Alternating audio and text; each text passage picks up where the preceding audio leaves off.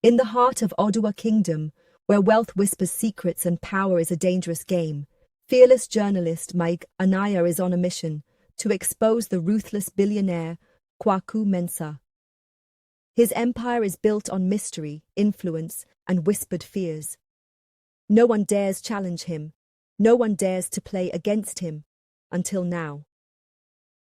When Anaya receives an unexpected invitation to his world of untouchable riches and deadly games, she steps in, ready for battle. But the deeper she goes, the more dangerous the truth becomes. A single mistake could cost her life, or her heart. What happens when the hunter becomes the hunted? And when love becomes the most dangerous game of all? Power, deception, passion, betrayal.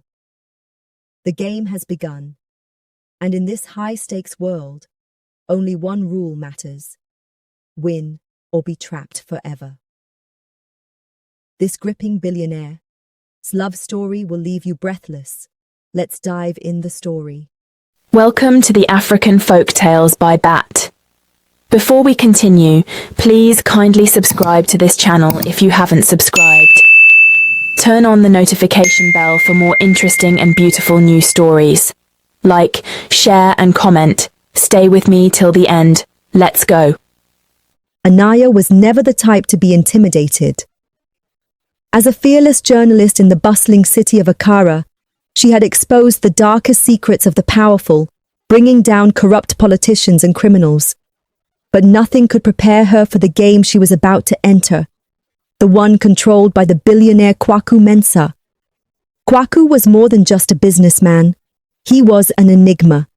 A self-made billionaire with an empire stretching across industries. His wealth was immeasurable, and his influence was untouchable. But behind the shimmering facade of his power, whispers of dangerous deals, betrayals, and even disappearances surrounded his name. When Anaya's editor handed her an assignment to investigate Kwaku, she knew it wasn't just another story. It was a challenge. One that could make or break her career. But she didn't know it would change her life forever. A dangerous invitation for months. Anaya followed every lead, but Kwaku was a ghost, always a step ahead.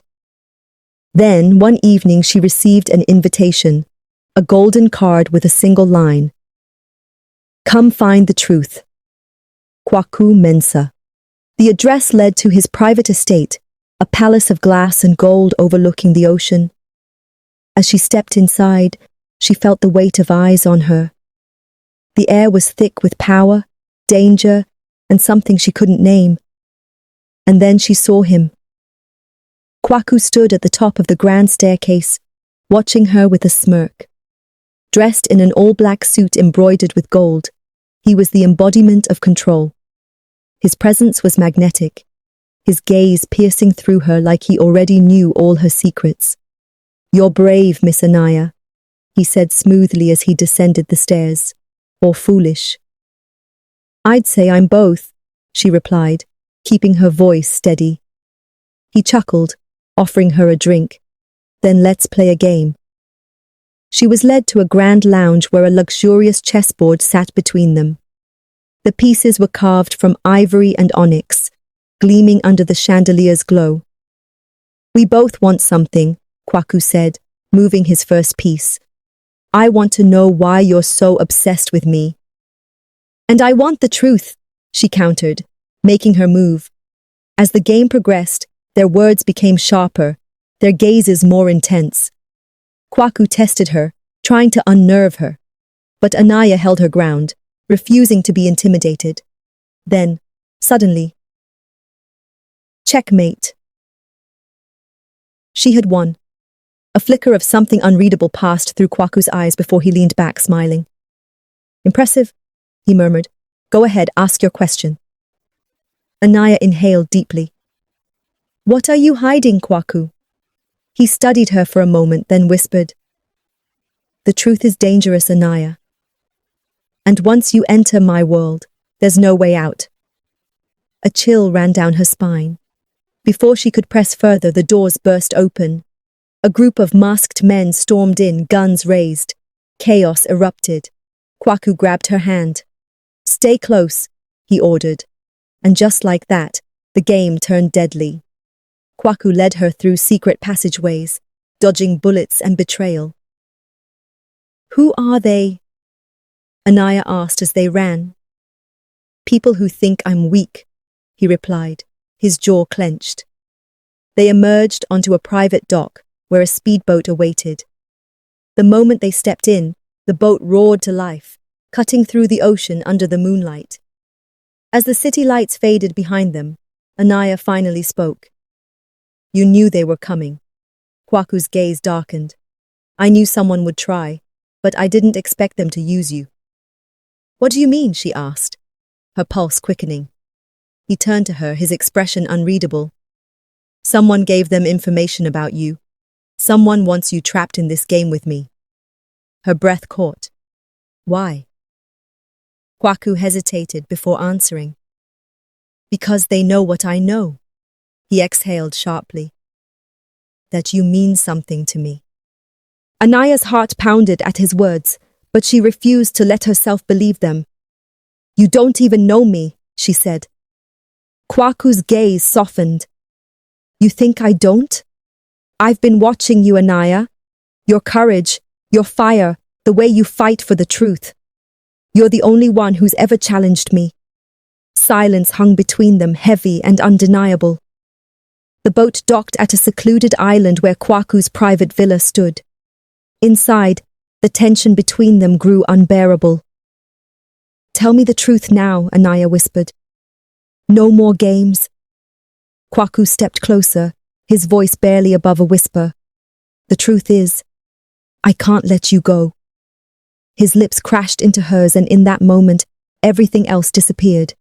The danger, the lies, the power. None of it mattered. Only the fire between them. Anaya had stepped into the billionaire's game, and now she was trapped. Morning came with a storm.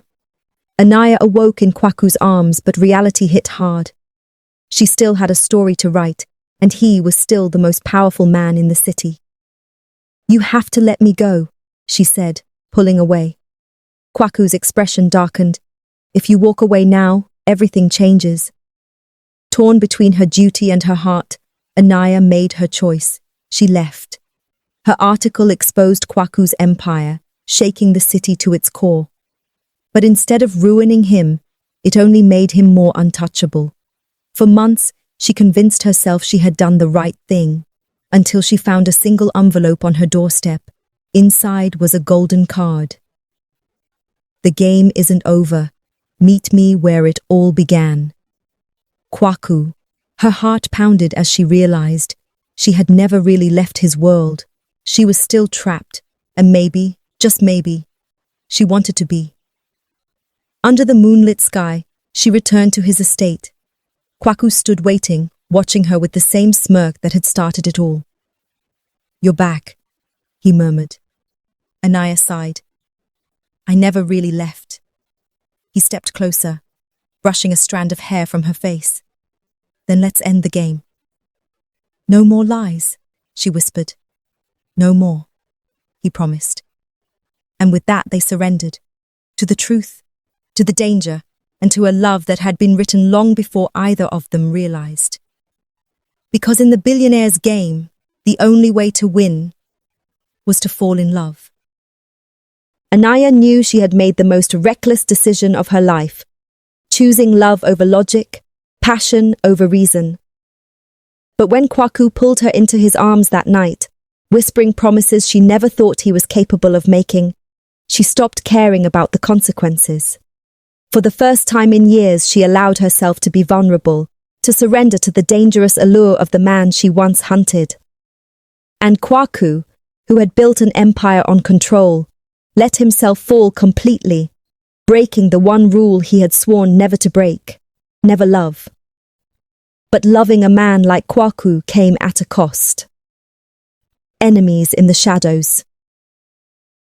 Not everyone was pleased about their union.